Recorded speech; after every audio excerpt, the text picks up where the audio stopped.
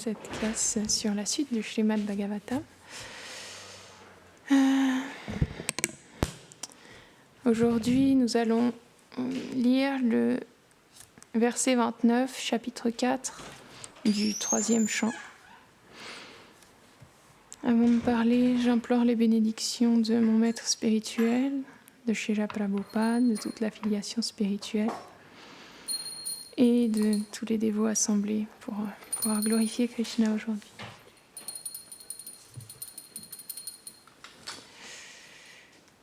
Om Namo Bhagavate Vasudevaya.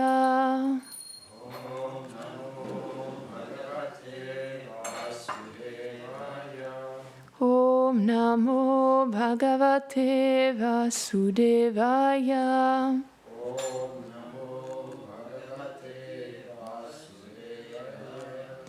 Om Namo Bhagavate Vasudevaya.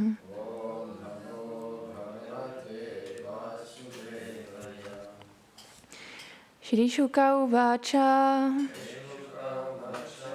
Brahma Sapapadeshena Kale Namo Gavanchita Samritya Svakulam Svitam Tyakshan Deham Achintayat.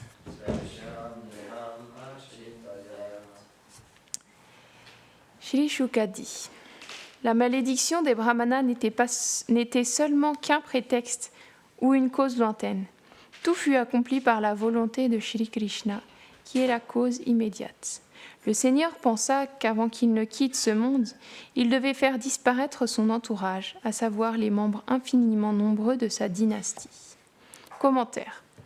Selon Srila Vishwanath Chakravarti Thakur, la malédiction des brahmanas était seulement un prétexte pour causer la disparition des yadus de ce monde.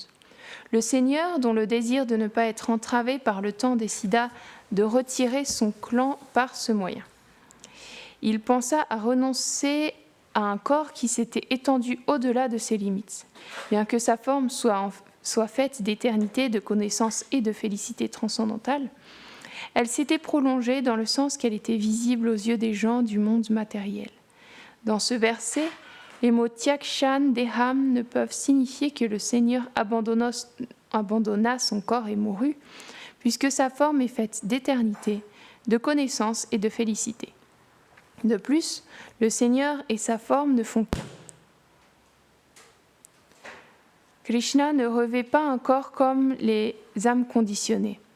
Ainsi, le Mahavaraha Purana dit: toutes les formes du Seigneur sont éternelles et apparaissent dans le monde matériel. Elles sont sans aucun élément destructible fait de matière. Ceci est confirmé dans le commentaire de Madhava dans lequel il cite le Shruti. Je suis Vasudev, Sankarshan, Pradyumna, Aniruddha, Hamsa, Matsya, Kurma, Varaha, Narasingha, Vamana, Rama et Parashuram, Balaram, Krishna, Bouddha et Kalki. J'ai des centaines et des milliers de formes qui apparaissent dans ce monde. Je suis infini. Ces formes ne naissent ni ne meurent. Elles ne sont pas conditionnées par la matière et elles n'en deviennent pas libérées. Elles sont toutes complètes, sans âge et sans mort, pleines de la plus haute félicité. Dans la Gopal Tapani Upanishad, il y a une citation. Govinda a une forme éternelle emplie de connaissances et de félicité. Il est assis sous un arbre à souhait à Vrindavan. Ensuite, une citation de la Nrishinga Tapani Upanishad. La forme du Seigneur Nrishinga est comme un homme lion est vraiment le Brahman suprême éternel. Ensuite, Srimad Bhagavatam, 3e chant, 2e chapitre, verset 7. Uddhava dit: ô Vidura, puisque Shri Krishna a disparu comme le soleil, comment puis-je décrire notre condition à nous, ses amis, qui sommes maintenant dépourvus de splendeur et dont les maisons ont été avalées par le serpent de la lamentation?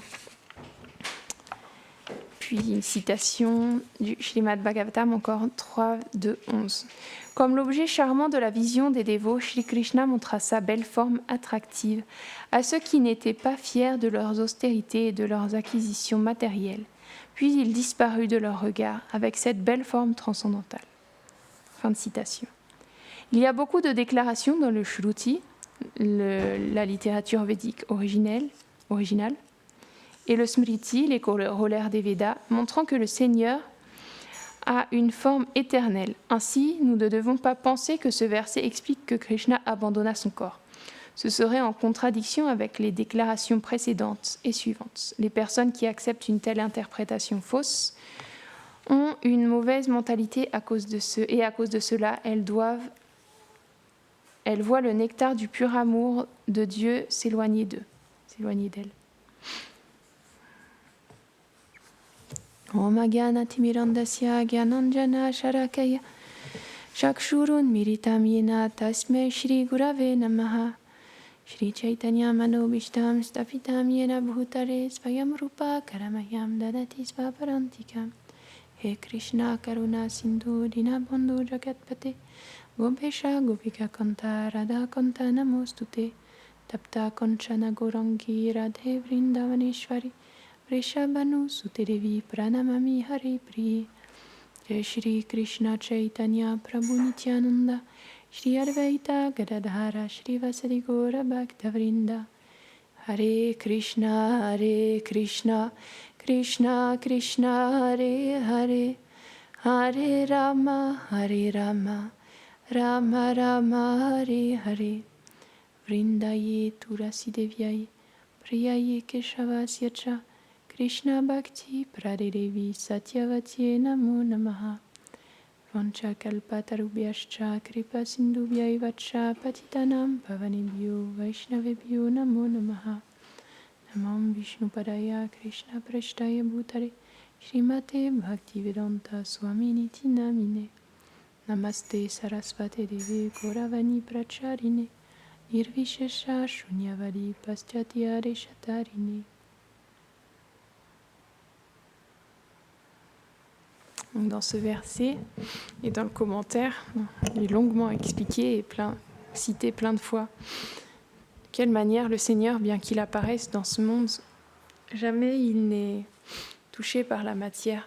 Et le Seigneur, lorsqu'il s'est retiré, d'abord, avant tout, il a retiré son entourage parce qu'il était venu, il y avait toute sa dynastie des Vrishnis qui s'était étendue encore et encore parce qu'il avait des fils qui avaient eu des fils encore. Et du coup, c'était comme une dynastie qui était énorme. Et on l'a déjà dit dans les versets qu'il y avait auparavant, c'était comme un fardeau pour la terre, parce que c'était une telle puissance, même si c'est comme la Bhumi, la terre,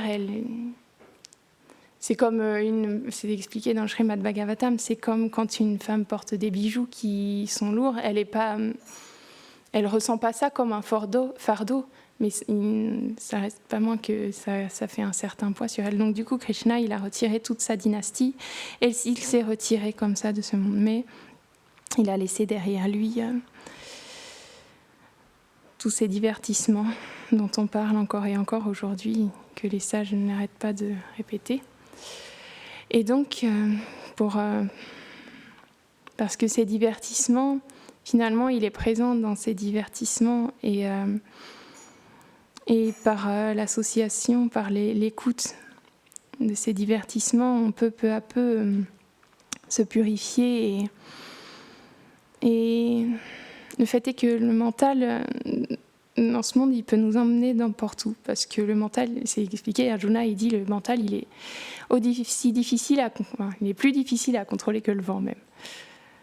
Sachant que le vent, c'est pas facile, on est incapable de contrôler le vent. Quand on est dans une grande ville,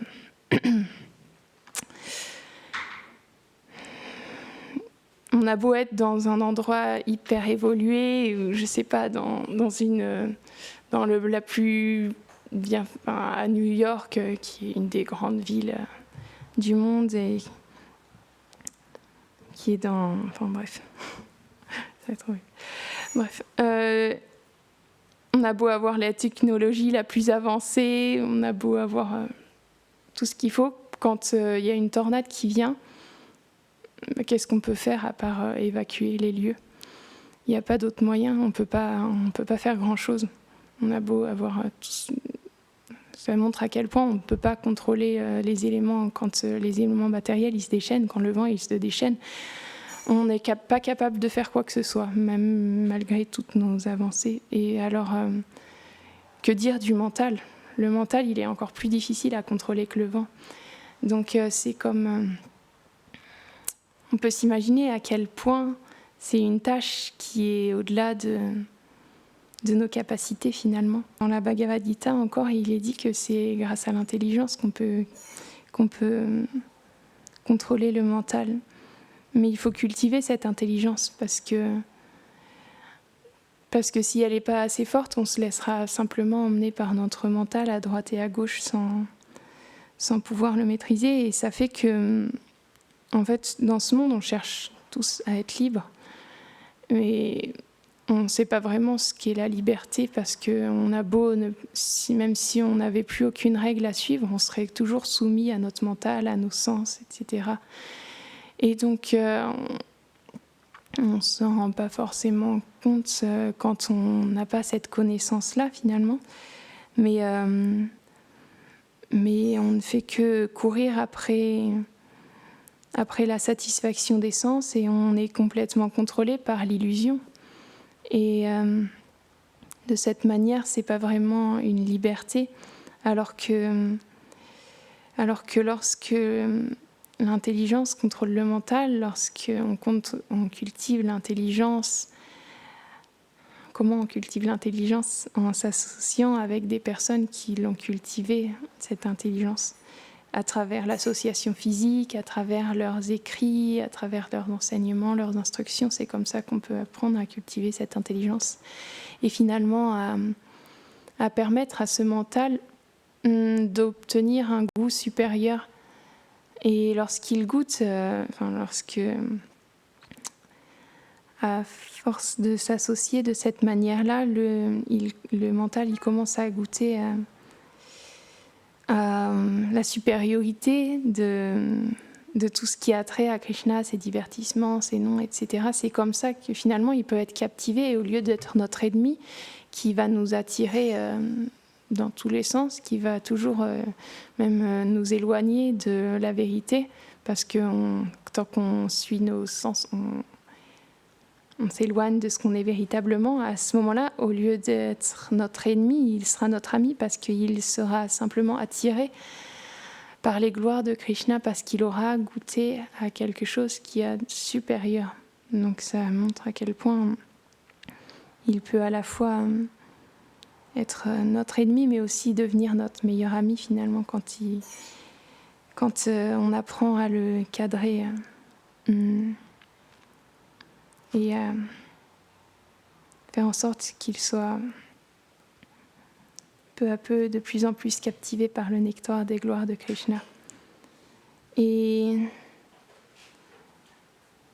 c'est pas une tâche qui est simple, parce que même les grands sages, on peut voir, il y a des exemples de grands sages par le passé qui faisaient des grandes austérités et qui pourtant, à un moment donné, il se passait un événement et ils étaient tout d'un coup emportés par leur mental, par leur colère, etc. Et pourtant, c'était des yogis qui pouvaient faire des austérités, comme on expliquait l'été, et qui se mettaient entre quatre feux alors qu'il faisait tellement chaud, et l'hiver alors qu'il faisait froid et que l'eau elle était glacée, ils brisaient la glace. Par exemple, ils se mettaient au milieu d'un lac pour méditer. Et il semblait maîtriser le mental, et pourtant ça arrivait que de telles grandes personnalités qui avaient tellement de pouvoir, elles se fassent emporter. C'est comme ça qu'on voit qu'il n'y a que par nous-mêmes, on ne peut pas arriver à maîtriser. On peut simplement mendier la miséricorde de ceux qui ont pu le faire auparavant pour pouvoir ne plus être touchés par tout ça. Et finalement, à ce moment-là, on devient complètement absorbé dans les gloires de Krishna, et les purs Vaishnavas, ils sont plus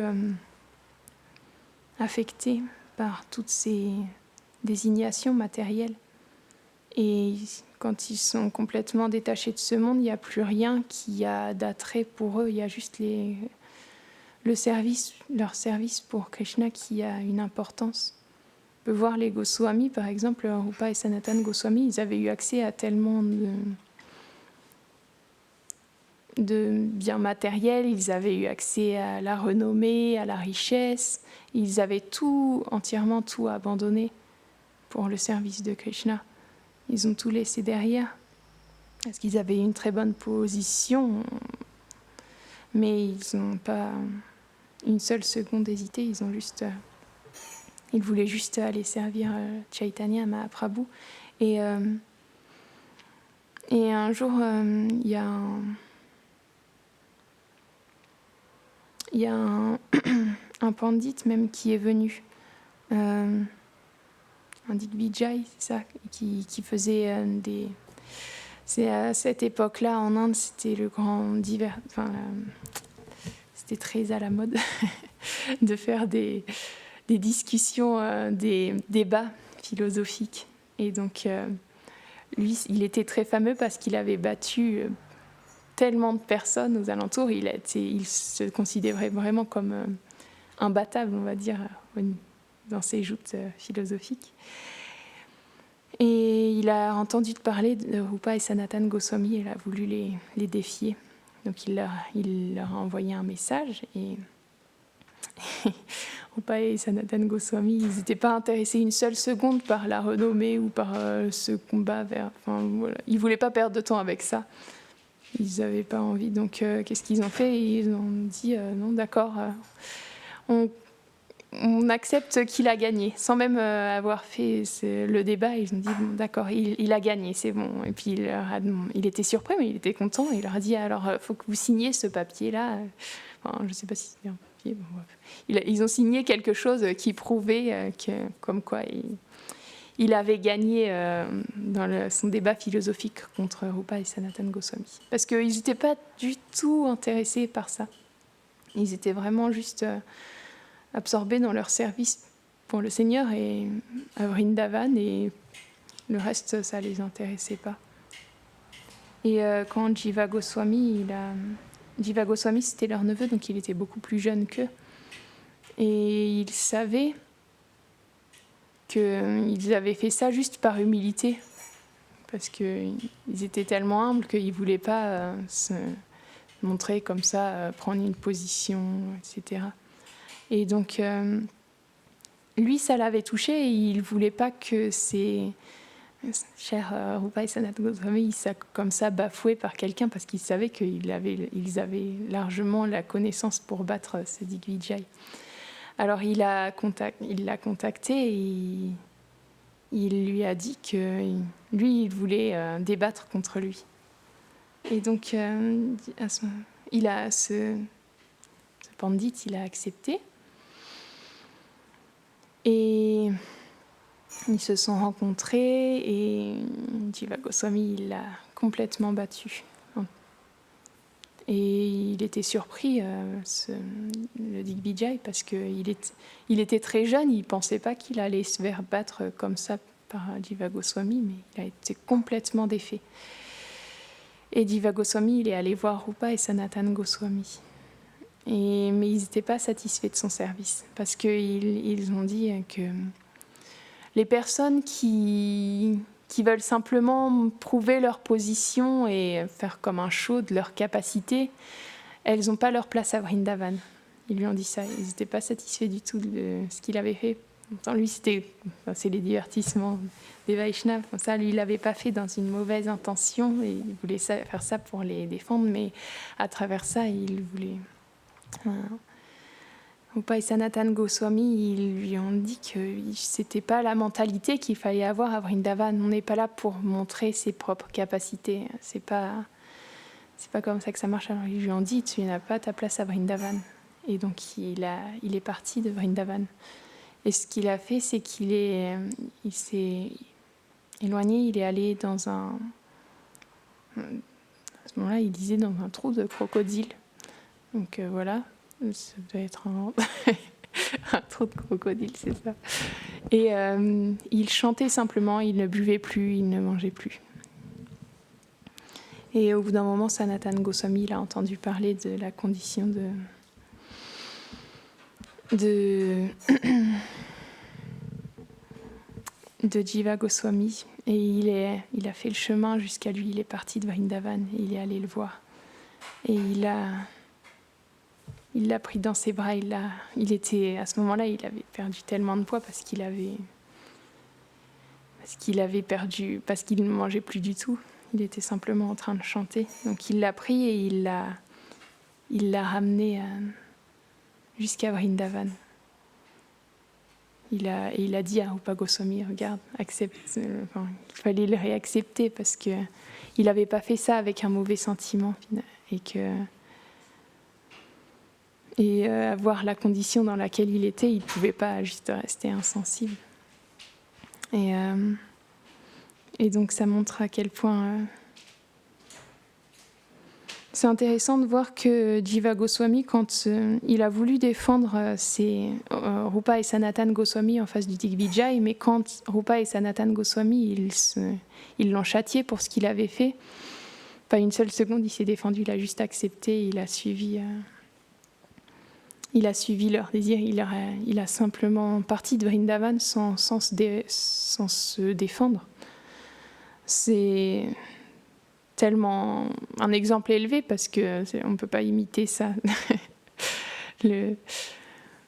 Si on n'a pas l'humilité des Vaishnavas, le faux ego il va tout de suite réagir automatiquement. Donc c'est pas quelque chose qui peut être imité, mais simplement on peut que admirer ces qualités-là et prier pour qu'un jour on ait une telle humilité qui vienne dans notre cœur, et qu'on puisse véritablement accepter tout ce que les Vaishnavas nous disent comme la miséricorde, parce que lui il n'a pas vu ça comme quelque chose de mauvais. Il se lamentait simplement en fait, parce qu'il se disait il avait plus sa place à Vrindavan et ça il se lamentait. Et c'est de grands exemples que les Vaishnavas nous montrent. Et donc, ça nous montre à quel point ils sont totalement détachés de toutes les contaminations de ce monde matériel. Ils ne sont plus du tout attachés à une quelconque position, à quelconque honneur. Il n'y a plus rien qui les touche. Mais ça, c'est possible de cultiver ça seulement par leur association et par leur miséricorde. Si on n'a pas d'association, on se perdra facilement et on deviendra attiré par d'autres choses. C'est un exemple, un divertissement qui peut nous montrer un peu ça aussi quand on voit que le roi Bharat, quand il avait tout abandonné, quand il est parti dans la forêt, il avait tout laissé derrière lui, mais il n'avait plus l'association d'une certaine manière. Et quand il a commencé à être attiré par ce cerf, finalement, il n'y avait personne pour lui dire attention, là tu es en train de t'éloigner, hein, recentre-toi sur le Seigneur suprême, recentre-toi sur Krishna. Non, là il était simplement juste absorbé et il a dans le bien-être de ce petit cerf et il est à tel point que lorsqu'il a quitté son corps, c'est à lui qu'il a pensé. Et qu'il a dû revenir en tant que cerf, alors qu'il avait tout laissé derrière lui dans sa vie. Il était le roi de la terre, il avait tout laissé et pourtant il a dû revenir à cause de ça. Donc ça montre à quel point l'association, c'est quelque chose de tellement primordial pour pouvoir cultiver cette bonne attitude, ces qualités. L'association et prier avec humilité, que par leur association on puisse obtenir aussi ces qualités pour pouvoir juste devenir un serviteur finalement.